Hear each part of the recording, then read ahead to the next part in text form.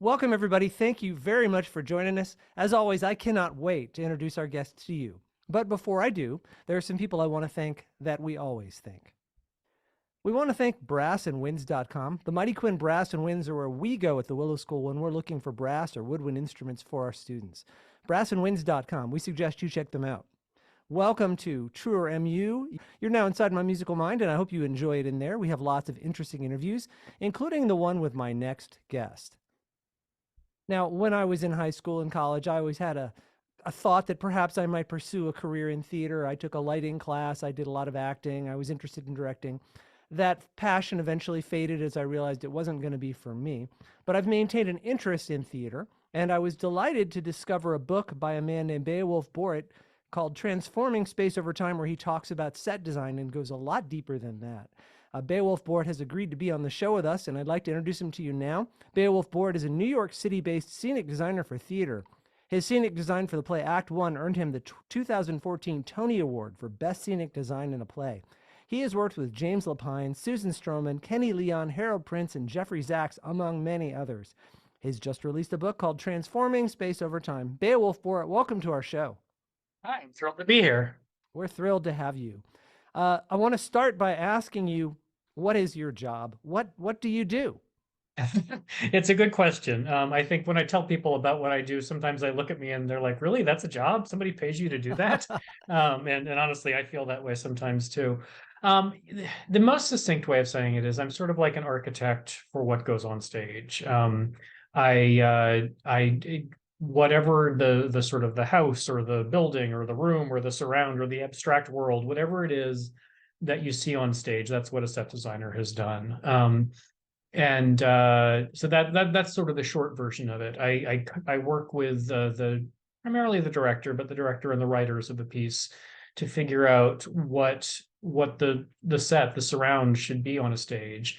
And some of that, has to do with literal things like it takes place in a kitchen, so it's a kitchen, or often more abstract things like it takes place in somebody's fevered mind, and so it's some kind of a visual version of their fevered mind, whatever I imagine that might look like. Um, and that is sort of the fun part of the job is coming up with the artistic idea behind it. And then the work part is, once I've done that, I have to figure out a way to represent that idea. I have to create technical drawings so that somebody can build that idea. I have to take those to scenery shops or factories that specialize in building that kind of thing and supervise them building it. I have to work within a budget and make the thing affordable in some way for the show. And then I have to supervise it being put into the theater. And then we do technical rehearsals where the lighting designer comes in and begins lighting that set. And we add actors into the mix and put it all together and hopefully tell a story with the visuals as part of that storytelling. You do a great job in your book, Transforming Space Over Time, about talking about, in lots of scenarios, how this job plays out. And your job seems to alternate between architect and psychologist in some situations. It's fascinating. I think that is true. I mean, the psychology, it can be the fun part of it because it is, I'm reading a story and I'm trying to figure out how do I express that story visually in a way that an audience will understand, if not literally. I'm not trying to sort of make something they're going to decode, but I want that something that an audience will emotionally have a reaction to, and visuals that people will react to emotionally. And so that's what I'm trying to do. And then there's a certain amount of psychology also of just dealing with other people. That theater is a big collaboration. There's both the other artists, the directors and the writers and the actors and the other designers that I'm working with, but there's also all the technicians that are physically making the show. And it's a kind of a collaborative effort up and down the chain that we're all working together, and any show is only as good as the sum of its parts. And to some degree, any idea is a good idea. I don't care whether the director comes up with the bright idea of what we're going to do, or if I come up with it, or if some carpenter suggests it and I'm like, oh, that's a great idea, let's do that. If it's a good idea and it helps make the set better, then I'm all for it, and ultimately I'm going to be credited with it, whether it was my idea or not. So I try to be open to everybody's input and filter all that into what I think is correct for the show. Yeah, but unlike other jobs in which, I mean, every job's got a budget and every job has a timeline, but it seems like construction budgets can go on for years, and theater budgets and theater timelines are really deadly. I mean, there's just no room. And then it's all over and it's as if it never existed. So this is a very strange kind of job. That is true. It is, this, I don't know if I wrote it in the book, but people say that an actor's work is written on the air, and it's true. And what I do is slightly less ephemeral than that, but it still is it is an art form that exists in a moment in time. And what I'm doing is creating a visual that an audience will experience over the 90 minutes or 2 hours of the play. And sometimes it's just a set that sits there and doesn't do anything, but generally I'm making a set that is going to move in some way or change as lighting affects it or projections affect it or actors affect it. And that's really what the book is about. And that's what fascinates me about the art form, is that it is a sculptural form that exists over an amount of time. And it's very carefully calibrated. Really second by second, we build a show so that the audience's experience of it is timed out immensely carefully. I just finished an enormous Broadway show called New York, New York, where we have massive amounts of scenery, pieces of scenery weighing tens of thousands of pounds moving around the stage, and all of it is calibrated to work with the music and the dance of the piece. And we call it a cue when something starts moving, but every cue fires on a musical count, on some count of 8. And the stage manager who calls the show has a script with all of the words in it, but also all of the counts of music in it. And so I'll say, start moving this piece on this count of 8 so that it gets off stage by this count of 8. And so that it all works kind of rhythmically with the storytelling. And it's the fun part and the difficult part of my job. And working with a good director who's able to also calibrate those things so that all of it works as a piece to unfurl the story in a very precise way so that it has the emotional reaction we want it to create. Yeah, well, this conversation and your book really kind of helps bring this thing that you do out into the open as a very unique art form in and of itself. That the theater, the type of sculpture you are creating, bound by time and actually not supposed to be noticed per se. I expect if somebody besides another set designer notices your set, you may not be happy because you'd like it to serve the show. That's a very unique type of art. Very interesting.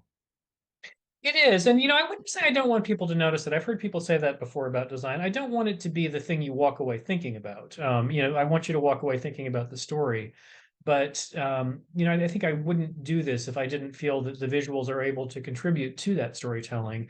And so there's moments where you do want the set to take center stage, not for long, usually. It's not, if it's just that, then it's not a very interesting play.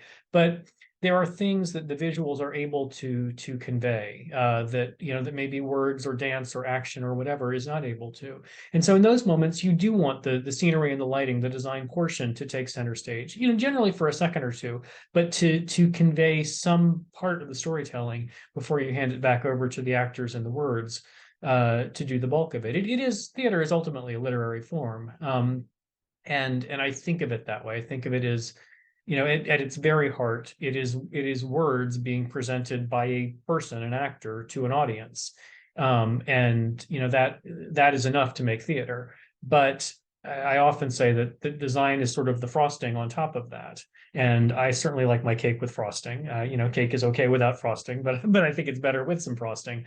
And I think that's what design does. It enhances and it furthers the storytelling. And obviously you can also mess it up. I think it's entirely possible for the visuals to start stepping on the storytelling, or probably anyone has seen a play has seen a scene change that suddenly kind of took you out of the story. You see some person dressed in black with a headset on come marching out on stage into the middle of the living room, and they take the bowl of nuts off stage, and you're supposed to just pretend it didn't happen. And that's that's sort of the visuals getting in the way of the storytelling. And I try not to do that kind of thing. But yes, your larger point is correct, that it's all at service of the story, and that's what we're trying to do is to tell a story, allow an audience to react and have an emotional reaction to it, and perhaps an intellectual reaction at the same time. Well, the way you're describing it, it doesn't sound like frosting at all. To me, it sounds like the set is, in fact, another character in the show, and maybe perhaps a narrator. Maybe it's the person carrying the cake rather than the icing. I suppose maybe, yeah. I mean, it does a lot to affect the way a show plays out. Hal Prince, the late great Hal Prince, was a brilliant director and producer of theater, and for those who don't know who he is the first thing he produced on Broadway was The Pajama Game, followed by West Side Story when he was a young man. And I don't even know how many shows he directed and produced in his career, but a lot of work by Andrew Lloyd Webber, Stephen Sondheim, right up to Phantom of the Opera, which just closed after a 35-year run on Broadway. Right. So truly one of the greats in world theater, much less American theater. And I was fortunate enough to meet him when I was young, and he liked me. And ultimately, he hired me, and I designed his last few Broadway shows. But he said once that the set is like the engine of a musical, particularly in a musical. That the way the set functions and moves around the stage is the engine which drives the physical movement of a musical and kind of defines it. And so he and I would work very closely, figuring out what that engine was and what would work and what would move and shift in a way that told the story in the way he wanted to tell it.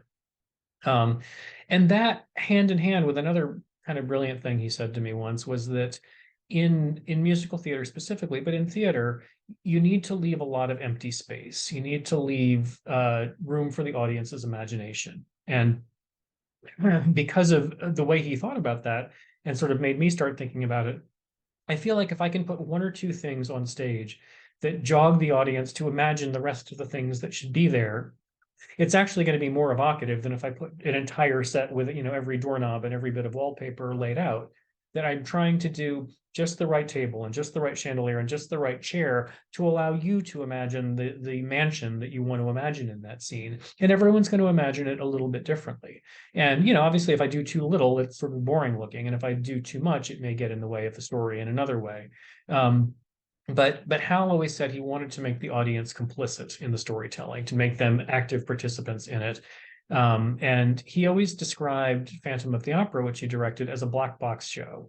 And when he first told me that, I thought, well, that's ridiculous. It's one of the most produced, heavily technical shows on Broadway. Can you But explain black blocks to the audience really quickly? yeah, absolutely. A black box is it's a form of theater where you essentially have an empty room where everything's painted black, and you put some actors in there, and there's very little else. But you put actors in there with some props or with a few things that help with the storytelling. And conceptually, that's very much what Phantom of the Opera was. I went back and watched it after he said that to me.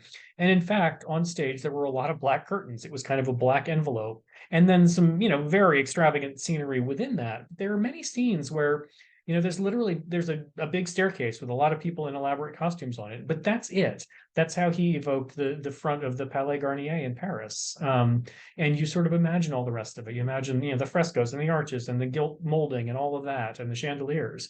And in fact, it was a staircase. So it's how you calibrate that is tricky and takes, a lot of figuring out. But that was very much his aesthetic, and I often lean heavily into that as I'm designing. In your book, clearly the people you've interviewed care about set design, which is why you chose to interview them. Is this the norm in directors? Do you find most directors care about set design enough, or is it are these people the exception?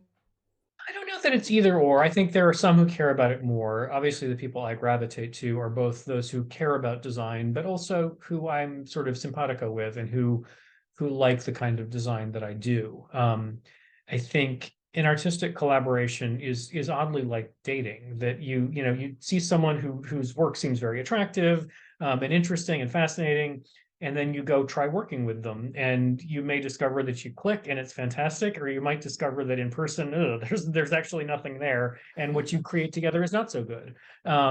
And so that's that comes down to temperament and style and things like that. And there are wonderful theater artists who I've had a chance to work with who maybe I just don't click with. I think their work is good. I think my work is good, but together we're not doing something better, and maybe we're doing something worse than what we would have come up with on our own. And the people in the book are people who I clicked with in a way that what the set ended up being was different and better than what I would have come up with on my own, and also I believe different and better than what those people would have come up with another designer. And getting back to what you said about psychology, I'm not sure this is quite psychology, but each one of them approaches theater in a different way. And so as a set designer, when I'm working with them, I need to kind of hew to whatever style of theater they are trying to do. one of the more easy ones and obvious ones to talk about is Susan Stroman started as a choreographer, and she's been a choreographer director for years, but she moves bodies in space in a unique and kind of brilliant way. And she's just one of the best kind of visual storytellers through movement that I've ever encountered. And so when I'm doing a show with her, I know there's going to be probably a lot of dance, but at the very least, a lot of storytelling that has to do with people moving through space. And that requires a different kind of set. It frequently requires a stage floor that, can be appropriate for ballet or tap dance or whatever it is we're doing in that show. And I know more than I ever cared to know about different surfaces and how they affect dancers and a dancer's ability to then do what she is asking them to do. And it also means I need to create a set that can work on that sort of hair trigger timing that can essentially dance with the performers. Whereas, a different person, I might not have to do, Kenny Leon's approach to shows. He studied political science and actually went to law school before becoming a director. And his way into a story tends to be more political and sociological. And he's always saying, well, how do I take this story that was written in 1600 and make it relevant for today? What's going on in America right this minute that is relevant to Much Ado About Nothing? Or that's what I wrote about in the book. I'm actually doing a production of Hamlet with him right now in Central Park. And we've approached it the same way. Hamlet is a story written in around 1600 as a revenge tragedy with brilliant language, and we're trying to reset it as a modern day story in a kind of a poetic way. But how does it relate to the America of 2023? So in that case, I'm not dealing so much with scene changes that have to be a hair trigger thing or with a dance floor.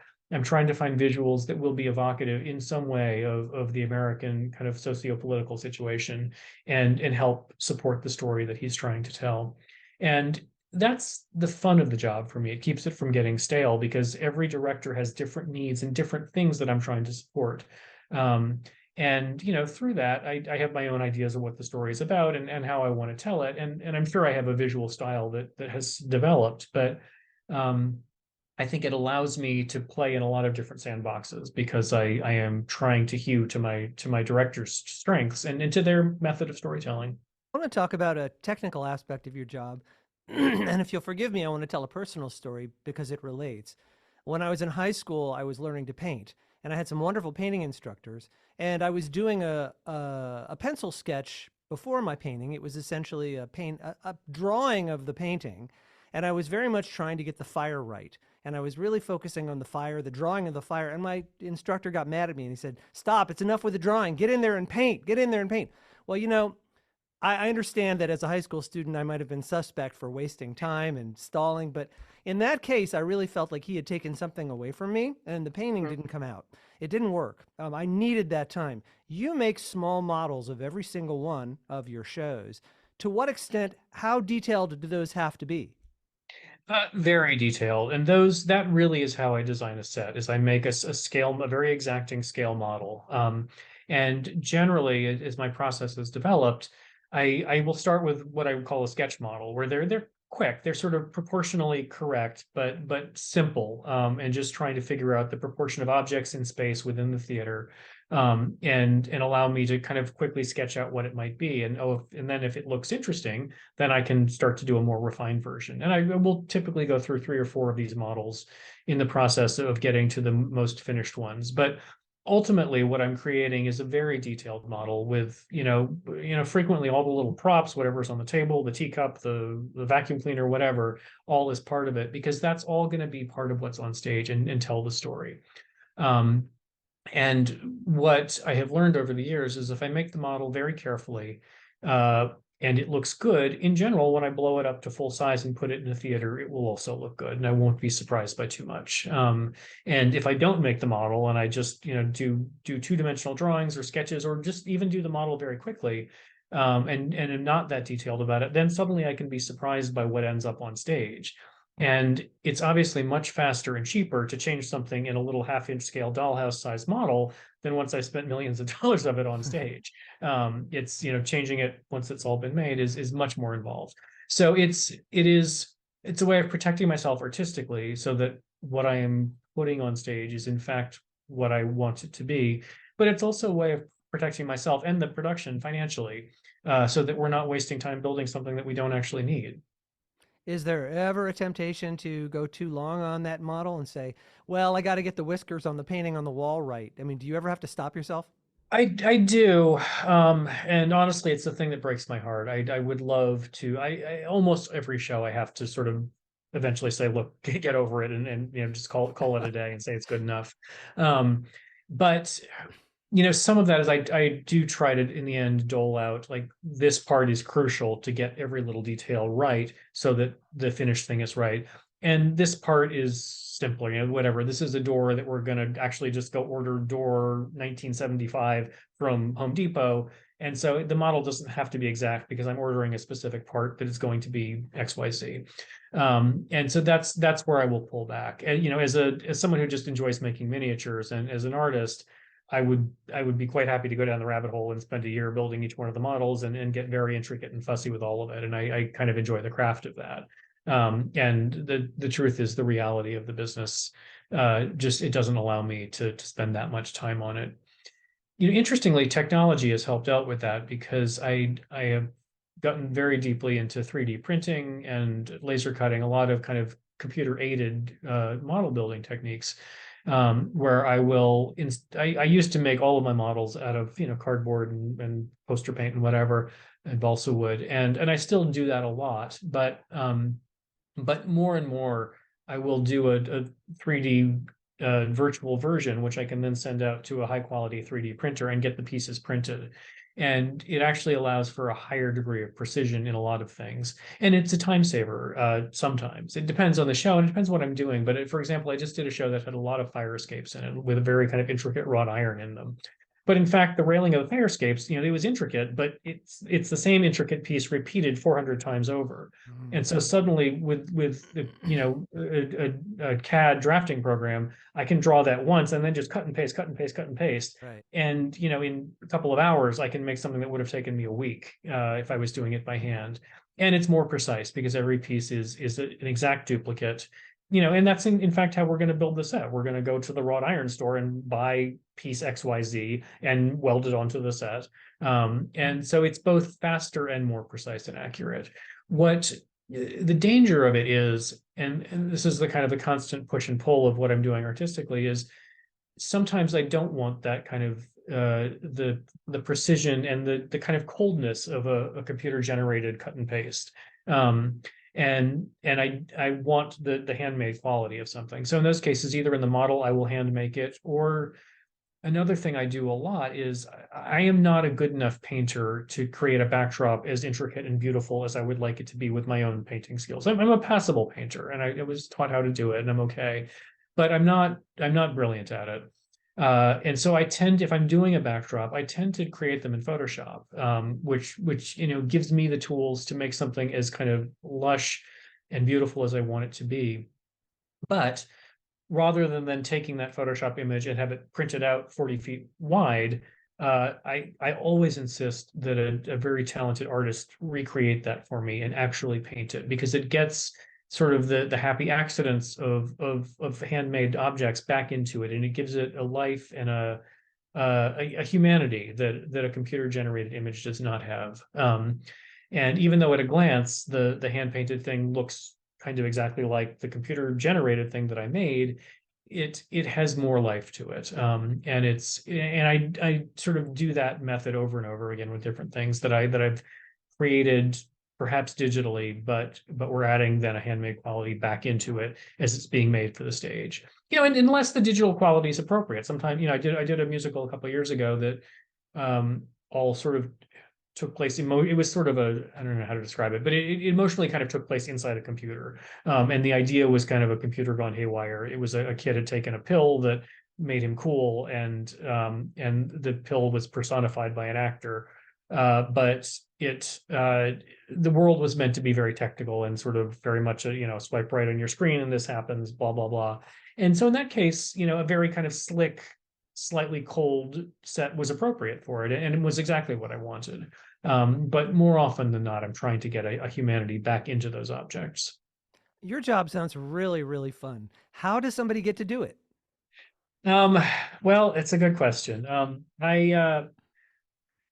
I went to college and majored in drama and designed a lot of sets there. But it was really a literature degree. I spent 4 years, writing papers about Hamlet and Macbeth and things like that, and learning to dissect a script, really, learning to carefully read a script and pull it apart and psychologically understand it. Um, and then from there, I moved to New York City and went to graduate school at NYU and got a master's of fine arts in design, which was much more focused in artistic techniques and in theater design specifically. Um, and uh, and then from there, I got very lucky, honestly, is what happened. I it is sort of a niche profession. And if you want to make a living at it, there are not so many places in the world where the industry exists on a level that you can actually make a living. But New York is one of those places. And most American theater kind of centers out of New York, even though there's great theater all over the country. If I'm coming to Atlanta to design at the Alliance, I'm probably hired because I'm a New York designer.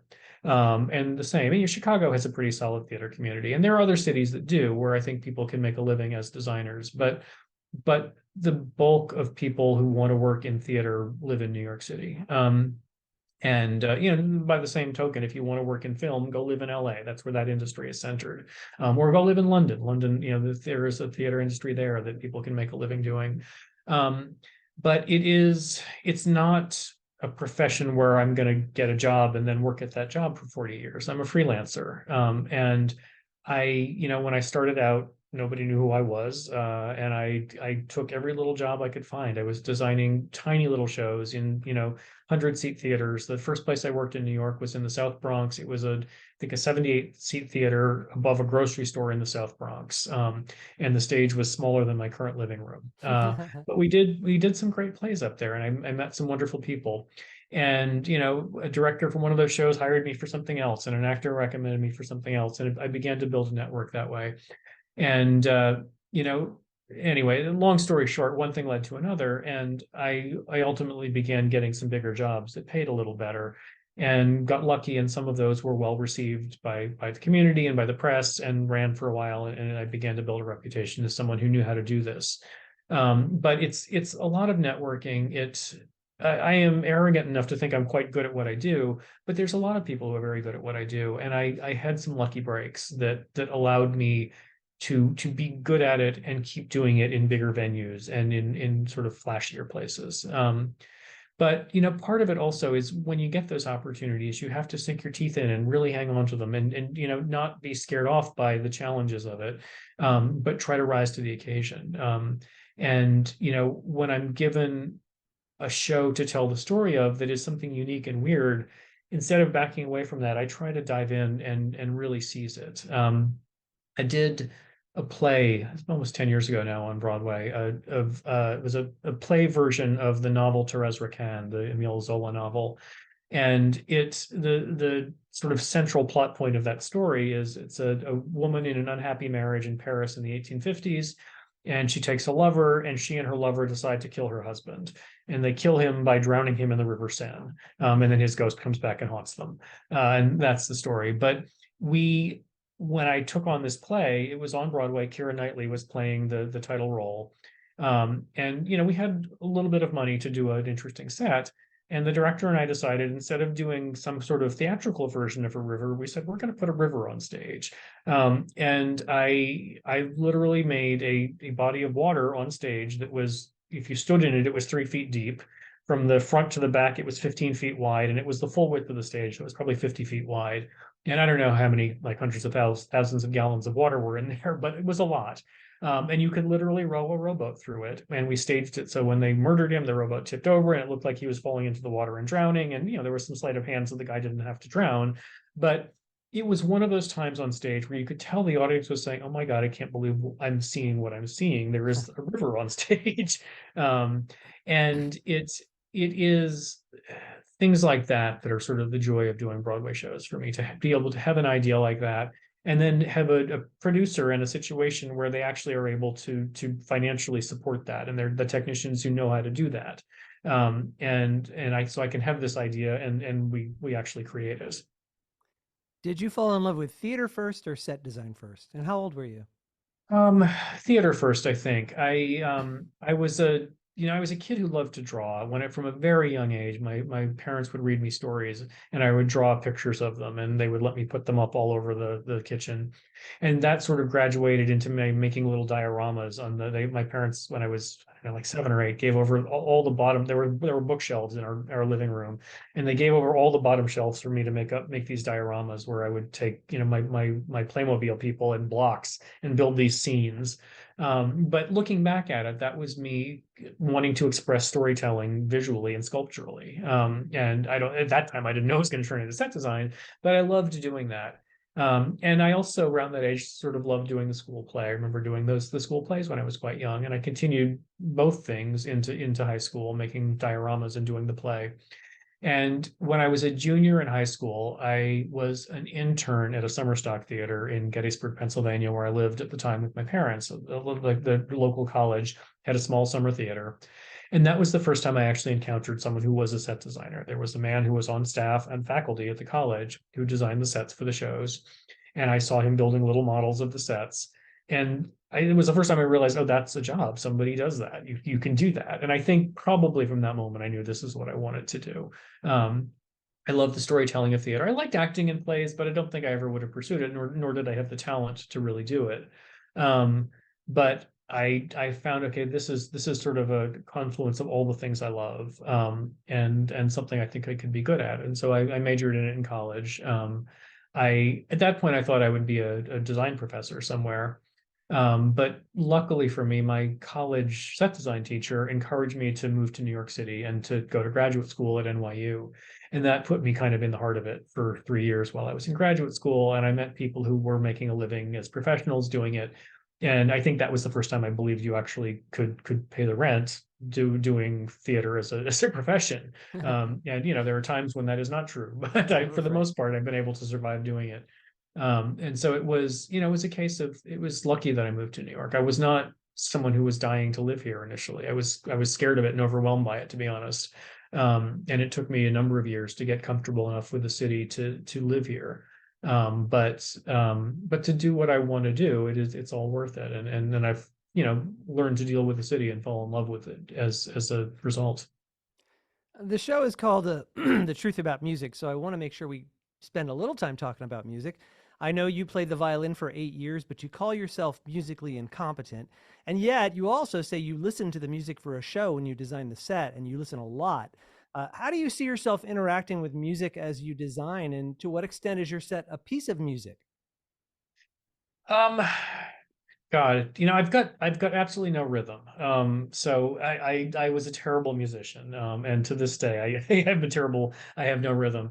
But I react emotionally to music. I mean, that is the great power of music, is that it is a completely emotional vehicle. Obviously there's a technical element to it, but as a novice who does not understand music well enough to understand technically what's going on, it is just feels like magic to me. And interestingly, I have this conversation with musicians a lot. I just finished doing the musical New York, New York, which was written by Kander and Ebb. Fred Ebb died many years ago, but John Kander is very much with us at 96. Hmm. And we're good friends. And he, the first day he came in to see the set, he was sort of gobsmacked by it. And he said, "What you do is just magic. I don't understand how you do it." And I said, "John, right back at you. I don't know how you do what you do. How these little marks on a page turn into the sounds that come out of an orchestra." Um, so it's it's an emotional reaction, but I listen to music and I have the emotional reaction I have, and I read the words and have the emotional intellectual reaction I have to words. And then how I turn that into a visual response is not something I'm able to quantify. In the book, I try to write about it, but it's why the book goes on so long. And why often the kind of the key moment in those designs is I say, "Oh, I had an epiphany," and it just happened. It is not an intellectual or technical process. It is when I'm lucky in my head, something just clicks and the visual forms itself in my brain almost instantaneously. But it's a reaction to the emotion of music, the sound of the words, the feel of the words, and a kind of a gut reaction that, oh, this is the way to express those ideas into a visual.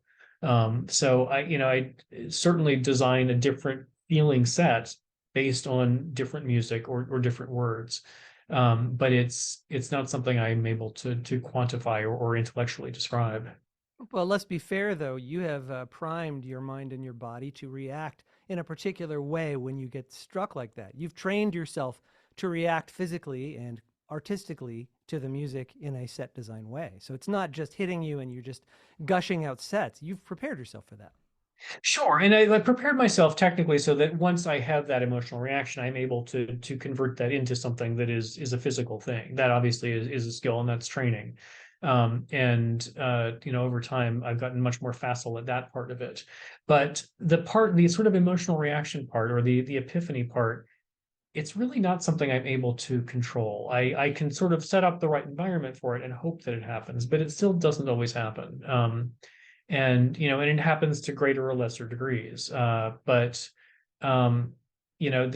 I can create the circumstance, which is usually to try to design a set when I'm not too rushed and not too panicked, to do it early enough in the process that I've got a couple of months to fuss around with it before the pressure is really on to get a design turned in to be built. Um, and also to be willing to step back from it and let my subconscious go to work. That is a tool that's sort of hard to get used to, but and it's again why the time pressure is something I try to get early enough that I'm not under a time pressure, so that I can forget about a job for a week or a month, but let it kind of percolate in the back of my head, and then when I'm lucky, it will suddenly come together that my subconscious has been working on it the whole time. And it's I talk about that in the book. It feels like divine inspiration. It feels like I've been touched by God in some way and given this idea. And I'm not religious. I really am not religious. And so those moments where it feels like divine inspiration are magical. It's wonderful. It is one of the most exciting, kind of beautiful feelings um, that I have in life. And that initial moment of inspiration where an idea comes together, and it is to some degree matched by seeing that idea then expressed on stage if it's done really well. But I've got to say the reality is never quite as good as the imagined, oh, this is what it could be, in part because it is circumscribed by reality. And the thing in my head, as fully formed as it may be, is still just a bunch of kind of ideas popping around. And I haven't sorted out every nut and bolt and measurement of them. And all that stuff begins to circumscribe an idea and make it more earthbound, and less magical. Is this realization of an emotion something that is particular to you and maybe people you like? Or is it something that all set designers have, do you think? Or do you see sets at your level, at the highest professional level, and you look and you say, well, that's a very good set, and yet I don't feel there's any emotional reaction to the show? Does that sometimes happen? Um, no, I would say no. I don't know. I honestly have never had the discussion with other designers, really at my level or any other, of how they quite get there. I get asked how I do it a lot. I'm not sure I've ever actually asked somebody else how they do it. Next Um, book, your next book. yeah, it's interesting. It could be. But I think no, I think when I look at a set and it feels like it is not emotionally in sync with the show that is happening within it, I think it's a failure. Even it may be attractive, but it feels like, and it doesn't mean that it's ruining the show. There are actually some wonderful shows with sets that are kind of a set cannot be brilliant and also not destroy the show that's within it. Um, but for me, at least as a set designer, if it doesn't feel kind of tied into the spirit of the show, the spirit and the intellect of the show, it it is not as good as it could be. And I look at those sets and I look down on them, to be frank. I'm pretty bitchy and snotty about other people's work. And there's some who I love, there's some who I admire a lot, and there's others who I feel like, are not. I don't know. They're not creating art. They're creating, a construction of some kind.